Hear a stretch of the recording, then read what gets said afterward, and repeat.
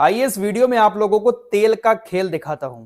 पूरी दुनिया के अंदर इस वक्त तेल का खेल चल रहा है और इस तेल के खेल में कई सारे देशों के रिश्ते खराब हो चुके हैं। कई सारे देशों में जंग जैसे हालात बने हुए हैं। अमेरिका के राष्ट्रपति डोनाल्ड ट्रंप ने तेल के खेल में वेनेजुएला के साथ क्या कुछ किया आप लोगों को मालूम है। वहां से क्या अपडेट है वो आपको बताऊंगा। भारत रूस से तेल खरीदता है और उस रिश्ते को लेकर डोनाल्ड ट्रंप भारत को किस तरह की धमकी दे रहे हैं वो सारी चीजें आप लोगों को मालूम है। साथ ही साथ बांग्लादेश से हमारे इस वक्त किस तरह के हालात बने हुए हैं, लेकिन इन हालातों के बीच तेल का खेल जारी है। बांग्लादेश ने भारत से एक बहुत बड़ी तेल की डील की है और अब भारत बांग्लादेश को तेल देगा। तो तेल का खेल पूरी दुनिया में बहुत तेजी के साथ चल रहा है, लेकिन सबसे पहले आप लोगों को हम ईरान की तरफ लिए चलते हैं, क्योंकि ईरान के अंदर भी हालात बहुत ज्यादा खराब होते जा रहे हैं। अगर इसी तरीके के हालात रहे तो शायद हो सकता है कि इजराइल और अमेरिका अपने मकसद में कामयाब हो जाएं, अयतुल्ला खामनेई का शासन ईरान से खत्म हो जाए। दरअसल इस वक्त पूरे ईरान के अंदर ब्लैकआउट है और यह ब्लैकआउट दंगों की वजह से नहीं हुआ है, बल्कि मोसाद के नेटवर्क को कमजोर करने के लिए ईरान प्रशासन ने ब्लैकआउट किया है। दरअसल ईरान की तरफ से ऑफिशियली स्टेटमेंट दिया गया है कि ईरान के अंदर ये जो कुछ भी हो रहा है इसके पीछे इजराइल और अमेरिकी आतंकी हैं। मोसाद के लोग घुसे हुए हैं और यहीं पर बैठकर ऑपरेशन को अंजाम दे रहे हैं। ये जो दंगे भड़काए जा रहे हैं इसके पीछे पूरा मोसाद का नेटवर्क काम कर रहा है। उसी मोसाद के नेटवर्क को कमजोर करने के लिए पूरे ईरान के अंदर ब्लैकआउट कर दिया गया है। इंटरनेट सेवा न सिर्फ काटी गई है बल्कि पूरी तरह से ठप कर दी गई है। इंटरनेट सेवा को इस तरह से ठप किया गया है ईरान के अंदर कि जो सरकारी दफ्तर हैं ईरान के, वहां पर भी सिस्टम काम नहीं कर रहा है, वहां पर भी नेट नहीं चल रहा है, क्योंकि ईरान के प्रशासन को ऐसा लगता है कि हमारे नेट का इस्तेमाल करके अंदर अंदर कुछ ऐसे ऑपरेशन मोसाद चला रहा है जिसकी वजह से हम कमजोर हो रहे हैं और दंगे भड़क रहे हैं। फिलहाल पूरी तरह से ईरान में ब्लैकआउट है। कई सारे शहरों को आग के हवाले किया जा रहा है। लोग सड़कों पर उतरे हुए हैं। चौराहों पर जो अभी का इस्लामिक झंडा है ईरान का, उसको उतारकर जो पुराना झंडा हुआ करता था जब यूरोपीय कल्चर था ईरान के अंदर, उस तरह के झंडे लगाए जा रहे हैं। ये जो शख्स आपकी स्क्रीन पर दिखाई दे रहा है, इसका भी पूरा हाथ है इन दंगों को भड़काने में। इसका नाम है रजा पहलवी। इसको ईरान का राजकुमार भी कहा जाता है। फिलहाल इस वक्त ये ईरान के अंदर नहीं है। इसके बाप जो थे वो ईरान में शासन कर चुके हैं, फिर एक सत्ता परिवर्तन हुआ और इनको देश से निकाल दिया गया था। फिलहाल ये बंदा अभी ईरान से बाहर है, लेकिन ईरान में लौटना चाहता है और एक बार फिर से ईरान पर राज करना चाहता है। इसलिए ये भी काफी ज्यादा उकसा रहा है, क्योंकि इसकी सोच जो है वो कहीं ना कहीं इजराइलियों और अमेरिकियों से मैच खाती है। इसीलिए डोनाल्ड ट्रंप और इजराइल की ये पसंद बने हुए हैं कि ईरान के अंदर अयतुल्ला खामनेई की सत्ता परिवर्तन हो और ये बंदा आकर फिर ईरान की बागडोर संभाले। ये कह रहा है कि हाँ, मैं सही वक्त पर आऊंगा और ईरान के लोगों के साथ खड़ा होऊंगा, सड़कों पर उतरूंगा इस शासन के खिलाफ, लेकिन इसको डर है कि अभी पहुंच जाता हूं तो ईरान का अभी का शासन इसको गिरफ्तार करके जेल में डाल सकता है। फिलहाल ये मौके की तलाश में है और अमेरिका इजराइल पूरा इसका साथ दे रहे हैं। इसको लेकर डोनाल्ड ट्रंप ने कहा, उन्होंने ईरानी राजकुमार रजा पहलवी को देखा है, वो एक अच्छे इंसान लगते हैं, लेकिन मुझे नहीं लगता कि राष्ट्रपति के तौर पर इस समय उनसे मिलना ठीक होगा।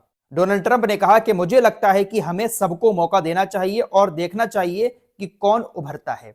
डोनाल्ड ट्रंप ईरान की इस हालत पर पूरे मजे ले रहे हैं, आराम से बैठकर कि देखते हैं भाई कौन उभर कर सामने आता है। इस सत्ता परिवर्तन के बाद कौन राष्ट्रपति बनने की बात ईरान के अंदर करता है। फिलहाल 39 लोगों की मौत की खबर है। अमेरिका ने एक बार फिर से धमका दिया है ईरान को कि अगर ऐसे ही मौतें होती रही तो हम आपके ऊपर हमला कर सकते हैं, लिहाजा आम नागरिकों को मानना बंद करें। फिलहाल हालत बहुत ज्यादा खराब है ईरान के अंदर।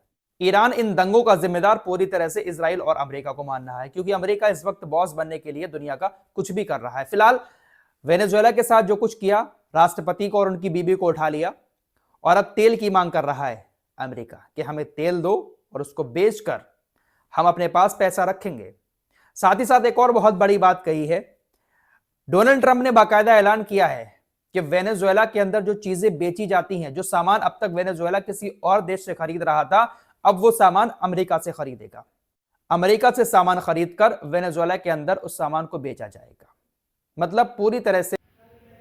हेलो फ्रेंड्स, अमेरिका ने एक जहाज़ को समुंदर में पकड़कर अपने देश ले गया। उसमें रूस का झंडा लगा हुआ था। उन्होंने कहा इसमें वेनेजुएला का पेट्रोल भर कर लेकर जा रहा था रूस, इसके वजह से मैंने इस पर अटैक किया। मैटर ये था, मेरे खिलाफ इन्होंने काम कर रहे हैं। इसका पूरा वीडियो देखें तो समझ में आ जाएगा इसमें क्या बात है। लास्ट तक बने रहें। वेनेजुएला को अपनी मुट्ठी में करना चाहते हैं डोनाल्ड ट्रंप। उसका तेल लेंगे और तेल खरीदकर पैसा अपने पास रखेंगे। उसका तेल भी लेंगे डोनाल्ड ट्रंप और उस तेल को बेचकर पैसा अपनी पॉकेट में रखेंगे। साथ ही साथ अपने देश का सामान भी जबरदस्ती वेनेजुएला को देने की कोशिश की जा रही है। अब देखिए, इधर वेनेजुएला के साथ किया, उधर कल रूस के एक जहाज को समुद्र के अंदर अमेरिका की आर्मी ने पकड़ लिया और उसको अपने साथ ले गई, लेकिन रूस कुछ भी ना कर पाया। रूस के कुछ नेता परमाणु हमले की धमकी दे रहे हैं, लेकिन रूस अमेरिका को नहीं रोक पाया।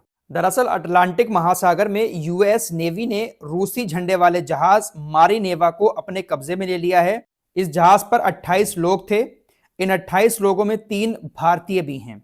अमेरिका की सेना ने इस जहाज पर कब्जा करने के बाद कहा कि यह जहाज वेनेजुएला से तेल लेकर जा रहा था और यह अमेरिका के प्रतिबंधों के खिलाफ है, इसीलिए हमने इस जहाज को पकड़ा है। तो अमेरिका खुद ही प्रतिबंध लगा देता है और खुद उन प्रतिबंधों का हवाला देकर इस तरह के कांड कर देता है। लेकिन दोस्तों, बड़ी बात यह रही कि जब अमेरिका की सेना रूस के इस जहाज को लेकर जा रही थी, तो उसी वक्त जिस जगह से अमेरिका की सेना ने जहाज को कब्जे में किया था, वहां पर रूस की एक पनडुब्बी भी मौजूद थी। लेकिन उस पनडुब्बी ने अमेरिकी सेना के ऊपर ना तो कोई मिसाइल दागी, ना ही कोई फायर किया। दरअसल अभी तक यह बात सामने नहीं आ पाई है कि अमेरिका ने जिस जहाज को कब्जे में किया है, क्या वाकई में उसमें तेल था या कोई और चीज थी। दुनिया भर के एक्सपर्ट्स के मुताबिक अमेरिका की सेना आराम से रूस के जहाज को कब्जा करके ले गई, लेकिन रूस की पनडुब्बी ने हमला इसलिए नहीं किया क्योंकि जो पनडुब्बी की कीमत है वो जहाज की कीमत से कई गुना ज्यादा है। दरअसल जो पनडुब्बी है रूस की अटलांटिक महासागर में, उसकी लोकेशन का पता अभी किसी को नहीं है, लेकिन हाँ, पनडुब्बी वहां पर मौजूद है। अगर पनडुब्बी कोई फायर करती, कोई मिसाइल छोड़ती, तो अमेरिका उसकी लोकेशन का पता लगा सकता था और फिर उस पर फायर करके अमेरिका की सेना उसको खत्म कर सकती थी, जिससे रूस को काफी बड़ा नुकसान हो सकता था। इसीलिए रूस ने उस जहाज को आराम से जाने दिया, क्योंकि जहाज में जो तेल था या कोई और चीज थी, उसकी कीमत पनडुब्बी की कीमत से बहुत कम है। इसलिए रूस ने कोई पलटवार नहीं किया। लेकिन रूस के कुछ नेताओं ने कहा है कि हमें परमाणु हथियारों से अमेरिका के ऊपर हमला कर देना चाहिए, क्योंकि इस तरीके से दादागिरी अमेरिका कर रहा है। चीन ने भी इस चीज का विरोध किया है, लेकिन अमेरिका की सेना रूस के जहाज को अटलांटिक महासागर से कब्जा करके अपने देश ले गई। तो इस तरीके से पूरी दुनिया में अमेरिका अपनी धौंस जमा रहा है। आइए अब बात कर लेते हैं भारत और बांग्लादेश के रिश्तों की। हाल ही में बहुत सारे विवाद हुए, शाहरुख खान का मामला उठा, क्रिकेट का मामला उठा, लेकिन हमारे ताल्लुकात जो हैं, व्यापार जो हैं भारत के बांग्लादेश से अभी खत्म नहीं हुए हैं। जब तक दुश्मन देश करार ना दिया जाए किसी देश को, तब तक पूरी तरह से व्यापार खत्म नहीं होता है। भारत व्यापार कर रहा है। अब खबर आ रही है कि 18,000 टन डीजल बांग्लादेश भारत से खरीदेगा और एक सरकारी कंपनी है, तेल कंपनी, वो बांग्लादेश को तेल देगी। भारत और बांग्लादेश के बीच कई सारे समझौते चल रहे हैं। उन्हीं समझौतों के तहत ये तेल भारत बांग्लादेश को बेचेगा। अब इस खबर के सामने आने के बाद हमारा मीडिया कह रहा है कि यूनुस सरकार जो है, बांग्लादेश की सरकार जो है, वो गिड़गिड़ाने लगी, भारत के सामने घुटनों पर आ गई। भारत उसको तेल देगा। व्यापार चल रहा है, भारत बेच रहा है, उसका पैसा भारत बांग्लादेश से लेगा और भारत का तेल फिर बांग्लादेश खरीदेगा। तो ये व्यापार चल रहा है। व्यापारिक रिश्ते अभी भी भारत बांग्लादेश के अच्छे हैं, लेकिन और सारे मामलों पर बहुत ज्यादा विवाद हमने हाल ही में देश के अंदर देखा। भारत से बिजली की सप्लाई भी बांग्लादेश के अंदर हो रही है। सब कुछ व्यापार चल रहा है, लेकिन और सारे मामले देश के अंदर बड़ा मुद्दा बनकर सामने आ रहे हैं। फिलहाल जो कुछ हो रहा है वहां पर अल्पसंख्यकों के साथ, उसकी कड़े शब्दों में निंदा करनी चाहिए और भारत सरकार को इन सारे मामलों को लेकर एक्शन भी लेना चाहिए। लेकिन क्या कुछ चल रहा है आप सभी लोग देख रहे हैं। इस रिपोर्ट में इतना ही। कुछ और खबरों के साथ फिर हाजिर होऊंगा। अपना ख्याल रखिएगा। अल्लाह हाफिज।